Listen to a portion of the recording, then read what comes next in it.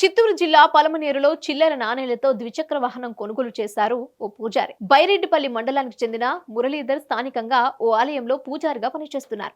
పలమనేరు పట్టణ పరిధిలోని గుడియాత్తం రోడ్లోని టీవీఎస్ షోరూంలో ద్విచక్ర వాహనం కొనుగోలుకు సిద్ధమయ్యాడు.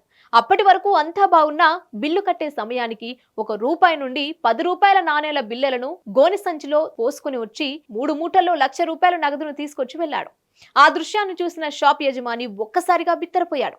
కొన్ని దశాబ్దాలుగా టీవీఎస్ షోరూం నడుపుతున్నామని, ఇంతవరకు ఇలా చిల్లర నాణేలు తీసుకొని వచ్చి ఎవరూ ఇవ్వలేదని షాప్ యజమాని తెలిపారు.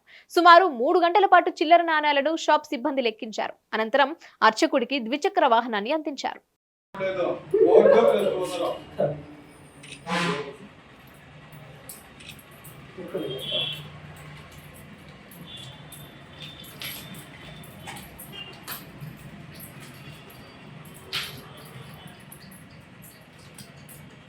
Hit TV presents like, share, comment. TV వాళ్ళకు కూడా నేను ఒక సర్ప్రైజ్ ఇద్దాం అనుకుంటున్నాను. మీరు మాత్రమే జెస్సీ ఎందుకు అయ్యారు? ఇలాంటి అమ్మాయిలకి పిలవడానికి బాగుంటుంది.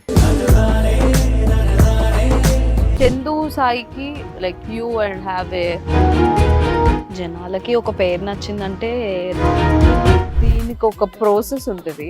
ఎందుకు ప్రాసెస్ డైరెక్ట్‌గా వెళ్ళిపోదాం. ఏదైనా ఒకటి మర్చిపోయినావా నువ్వు? మర్చిపోయినా మేడం. ఏం మర్చిపోయావు? నా గుండె. ఏదో ఆ టైంకి మన సుడి బాగుంటే ఎవరన్నా చూపిస్తే రాయగలం కానీ డోర్ టు డోర్ సేల్స్ చేసేవాళ్ళు. శారీ వస్తుంది, శారీలో వెనకాల కట్టుకుని